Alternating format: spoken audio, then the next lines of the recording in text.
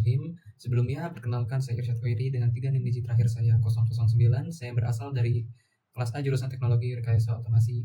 Di sini saya akan menjelaskan tentang apa itu dasar sistem kontrol. Oke, langsung saja. Di sini saya akan menjelaskan tentang dasar sistem kontrol.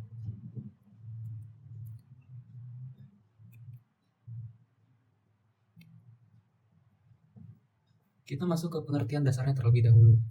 Sistem kontrol adalah sistem yang mengatur suatu variabel agar sesuai dengan nilai acuan. Caranya dengan mengukur output, lalu menyesuaikan input supaya hasilnya tetap sesuai target meskipun ada gangguan. Lalu ada feedback, atau bisa disebut umpan balik. Feedback adalah mekanisme di mana output sistem dikembalikan untuk dibandingkan dengan nilai acuan atau set point jika ada perbedaan atau error. Sistem otomatis mengkoreksi input agar error semakin kecil dengan feedback. Sistem lebih stabil dan tidak mudah terganggu. Jadi prinsipnya ketika si sensor ini, misalkan kita mempunyai suatu sistem, lalu dari sistem ini nilai yang dideteksi oleh sensor itu tidak sesuai atau kurang dengan nilai yang ada di set point. Nah, itu kan ada terjadi error. Nah, nanti tuh ini fungsi dari feedback atau umpan balik. Jadi untuk mengecilkan error atau untuk supaya menyesuaikan nilai yang ada yang dideteksi sensor sama nilai yang diatur di set point. Oke, kita lanjut. Lalu di sini ada pengertian dasar dari PID controller, atau kepanjangannya adalah proporsional, integral, dan derivatif.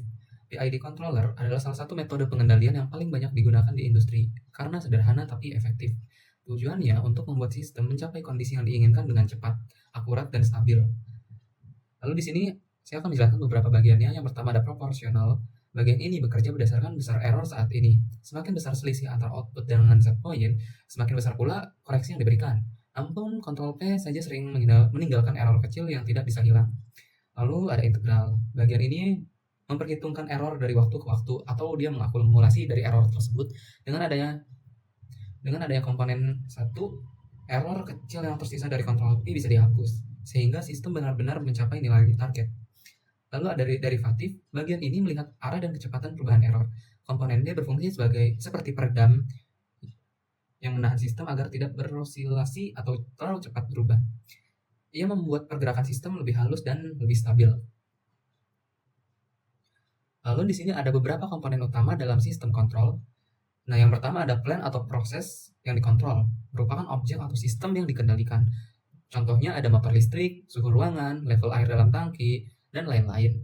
Lalu yang kedua ada sensor atau bisa disebut transducer, berfungsi untuk mengukur variabel dari proses seperti suhu, kecepatan, tekanan, ataupun posisi. Lalu ada sensor, mengubah besaran fisik menjadi sinyal listrik agar bisa diproses lebih lanjut. Lalu setelah itu ada controller atau bisa disebut pengendali. Dia adalah otak dari sistem kontrol.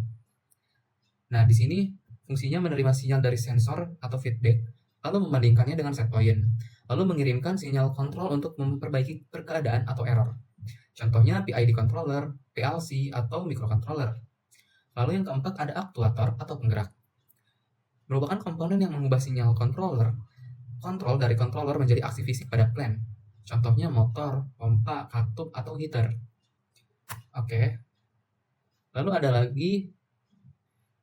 ada set point atau referensi, yang merupakan nilai acuan atau target yang ingin dicapai oleh sistem. Contohnya suhu ruangan diatur ke 25 derajat Celcius, ada feedback umpan balik, sinyal dari sensor yang dikembalikan ke controller untuk dibandingkan dengan set point. Dengan feedback, sistem bisa lebih stabil dan juga akurat. Lalu di sini ada contoh aplikasi sederhana dari sistem kontrol open loop atau terbuka. Jadi sistem open loop bekerja tanpa umpan balik atau feed forward.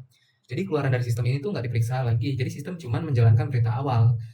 Jadi nggak ada pengoreksian atau pembenaran dari error yang ada. Contoh nyatanya lampu lalu lintas otomatis, lampu menyala hijau, kuning, merah sesuai waktu yang ditentukan. Meskipun jalanan sepi atau macet, lampu tetap berubah sesuai timer. Sistem tidak menyesuaikan dengan kondisi nyata di jalan. Lalu di sini ada aplikasi sederhana dari sistem kontrol closed loop atau tertutup. Sistem closed loop bekerja dengan umpan balik, feedback, ada sensor yang mengukur keluaran, lalu hasilnya dibandingkan dengan target. Kalau ada perbedaan atau error, sistem otomatis menyesuaikan. Contoh nyata, mesin dispenser air minum otomatis, kita tekan tombol untuk mengisi gelas dengan air, sensor mendeteksi tinggi air di gelas. Kalau air sudah penuh, sistem otomatis berhenti mengalirkan air. Kalau belum penuh, air akan tetap mengalir. Nah, di sini ada prinsip dasar dari PID itu sendiri, yaitu controller proportional integral derivative atau yang lebih dikenal sebagai controller PID adalah algoritma kontrol umpan balik yang banyak digunakan dalam industri. Dengan kata lain, controller PID adalah algoritma kontrol otomatis yang beroperasi berdasarkan perbandingan antara nilai set point yang diinginkan dan umpan balik atau nilai aktual. Nah, si controller ini bertujuan untuk mempertahankan variabel proses pada set point yang diinginkan dengan mengoreksi perubahan yang terjadi. Lalu controller PID menghasilkan sinyal kontrol untuk mengatur sistem agar mencapai nilai set point dengan cepat dan tepat. Di sini prinsip kerja controller PID didasarkan pada 3 komponen utama, yaitu proporsional, integral, dan derivatif. Nah, di sini ada beberapa kelebihan, yaitu alami untuk NIMO. Atau ini tuh kayak sistem lebih dari satu sistem gitu. Ya, sistem dengan kopling mudah menambahkan integrator, tracking, multivariabel. Lalu dapat mengoptimasi kinerja dengan fungsi objek, waktu naik, overshoot, energi aktuator. Lalu ada robustness, bisa direkayasa terhadap ketidakpastian dan gangguan. Lalu ada MPC, mengenangani kendala input-output secara eksplisit dan prediktif. Ada observer, yaitu meningkatkan estimasi keadaan dan penolakan gangguan. Cocok untuk plans, kompleks, team varying, atau target kinerja tinggi dekat batas fisik. Nah, di sini juga ada beberapa kekurangan seperti perlu model yang akurat, identifikasi, dan validasi memakan waktu atau biaya.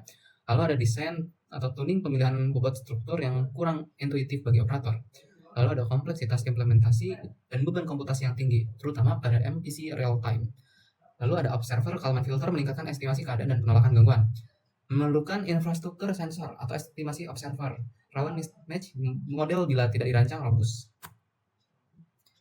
Nah, terus di sini apa sih tujuan dari sistem kontrol tersebut? Jadi sistem kontrol itu memiliki peran penting dalam menjaga berbagai variabel seperti suhu, tekanan, kecepatan, level air, dan lain-lain agar tetap stabil, aman, serta sesuai dengan kebutuhan meskipun terdapat perubahan kondisi lingkungan ataupun adanya gangguan.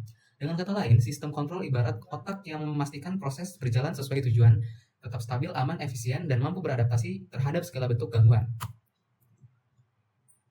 Terima kasih.